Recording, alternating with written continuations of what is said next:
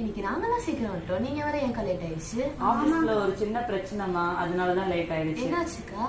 எங்க office madam ஒருத்தவங்க லோக்கல்ல நகை அடகு வைப்பாங்க இல்லையா, அவங்க கிட்ட கொடுத்து நகை அடகு வச்சு லாஸ்ட் மந்த் ஒரு 3 மாசத்துக்கு முன்னாடி 40,000 ரூபாய் வாங்கியிருந்தாங்க. அவன் அந்த மாசமே வட்டிக்கு 1000 ரூபாய் கழிச்சுட்டு 39,000 ரூபாய் தான் கையில கொடுத்தான். இப்போ அந்த மேடம் 3 மாசத்துக்கு கழிச்சு அந்த நகையை திருப்பலான்னு போகும்போது நகை சீட்டி தொலைச்சிட்டு போயிட்டாங்க. அதனால அவன் என்ன சொல்லிட்டான், நான் லாஸ்ட் மந்த்துக்கு வட்டியே கழிக்கல, உங்ககிட்ட கொடுக்கும் போதே 40,000 ரூபாய் தான் கொடுத்தேன், இப்ப நீங்க 46,000 ரூபாய் கொடுத்தாதான் நான் நகையை தருவேன் அப்படின்னு சொல்லி ரொம்ப சண்டை போட்டுட்டான். அதை முடிச்சுட்டு வரதான் லேட் ஆயிடுச்சுமா.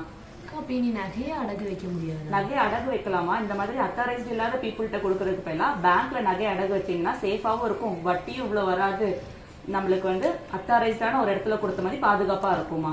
நீங்க உங்க அம்மா கிட்டயோ இல்ல நீங்க ஃபியூச்சர்ல பண்ற மாதிரி இருந்தா பேங்க்ல தான் வைக்கணும், வேற இடத்துல வைக்க கூடாதுன்னு ஸ்ட்ரிக்டா சொல்லுங்க.